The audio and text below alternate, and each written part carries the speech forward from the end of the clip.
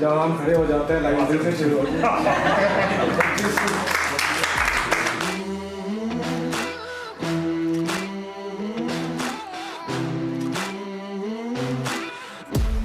मैं डॉक्टर लोकेश बतौर assistant professor AIIMS Bilaspur में तैनात हूँ। मैं इस टांडा मेडिकल कॉलेज के फर्स्ट बैच जो 1997 में एडमिट हुआ था उसका छात्र हूँ।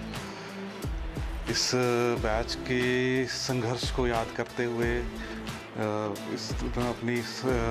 और जो हमने इस कॉलेज में लम्हे बिताए हैं उनको याद करते हुए, जो 25 साल बीत गए उनको याद करते हुए हम यहाँ एकत्रित हुए हैं ताकि हम अपनी सिल्वर जुबली रीयूनियन सेलिब्रेट कर सकें। महत्वपूर्ण इसलिए हो जाता है ये क्योंकि इस बैच ने इस कॉलेज को धरातल पे लाने पे एक प्रमुख योगदान दिया है। अगर मैं बोलूँ कि सिर्फ इस बैच ने ही पूरा इसमें योगदान तो वो एक बड़बोलापन हो जाएगा, लेकिन अगर मैं बोलूँ कि एक महत्वपूर्ण योगदान दिया है तो ये अतिशयोक्ति नहीं होगी।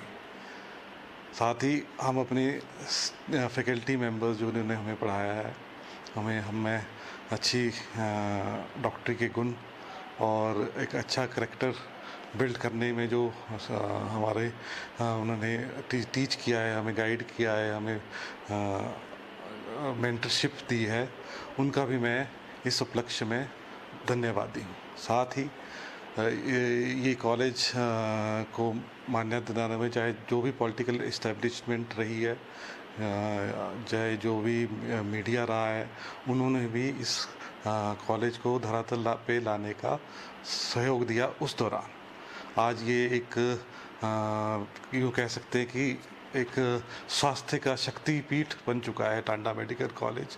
तो एक और मैं बात इसमें दोहराना चाहता हूँ कि 1998 में जो तत्कालीन सरकार के स्वास्थ्य मंत्री थे, उन्होंने बोला था कि इसमें हमारी कोई पॉलिटिकल इंटरेस्ट नहीं है इस इंस्टीट्यूट में, तो आप ऐसा कीजिए कि 5-5 के बैच में हमें आप पूरे देश में आप जितने मेडिकल कॉलेज होंगे उसमें हम आपको डिस्ट्रीब्यूट कर देंगे। लेकिन ये बैच अड़िग रहा था और उन्होंने बोला कि हम यहीं पढ़ेंगे, आप इसी कॉलेज को डेवलप कीजिए।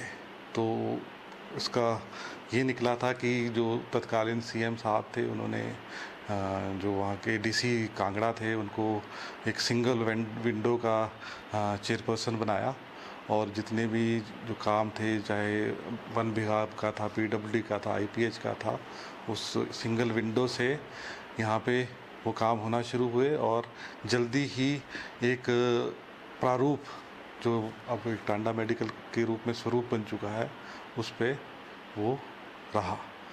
तो उन्हीं संघर्ष को याद करते हुए, उन्हीं अपने स्टूडेंट जीवन के महत्वपूर्ण लम्हों को, यादगार लम्हों को, मीठे और खट्टे लम्हों को याद करते हुए हम सब एकत्रित हुए हैं, जिसमें 26 के करीब हैं। कुछ हमारे जो बैचमेट्स हैं वो अब्रॉड सेटल्ड हैं, कुछ यहीं सेटल्ड है, किसी कारणवश आ नहीं पाए, लेकिन फिर भी हम उन्हें सब मिलके इस एक सेलिब्रेशन का वो ये दौर चल रहा है।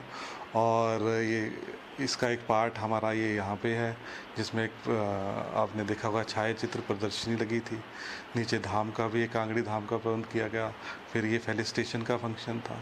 और इसी कड़ी को आगे बढ़ाते हुए हम धर्मशाला धौलाधार हाइट्स नामक होटल पे शाम की सेलिब्रेशन कंटिन्यू करेंगे, जिसमें भी विभिन्न प्रकार के इंटरेक्शन कार्यक्रम ही रहेंगे और डिनर होगा। और फिर हम कल सबको विदाई देंगे और इस निश्चय के साथ कि हम फिर जल्दी ही सारे के और कोशिश करेंगे 50 के 50 लोग मिलें और फिर उन्हीं लम्हों को याद करें और वैसे ही धूमधाम से सेलिब्रेट करें।